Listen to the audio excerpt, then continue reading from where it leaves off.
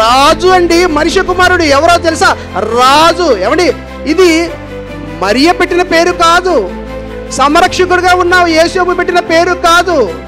ఏమండి, దేవుడు చూసారా, తన ప్రియ కుమారుడికి ఏదో పిచ్చి పేరు పెట్టేస్తారేమని ముందుగానే దేవదూతను పంపించి, అమ్మా దయాప్రాప్తురాల, నువ్వు ధన్యురాలువు, నువ్వు గర్భవతి అయి కుమారునికి జన్మనిస్తావు, అతనికి ఏ పేరు పెడతావో తెలుసా? నీ వంశంలో పేరు ప్రఖ్యాతులు కలిగిన వాడు పేరు పెడతావేమో, పెట్టకూడదు. మీ ఊర్లో పేరు ప్రఖ్యాతులు కలిగిన వాడు పేరు పెడతావేమో, పెట్టకు. రాజు అని పెట్టు, క్రీస్తు అని పెట్టాలి.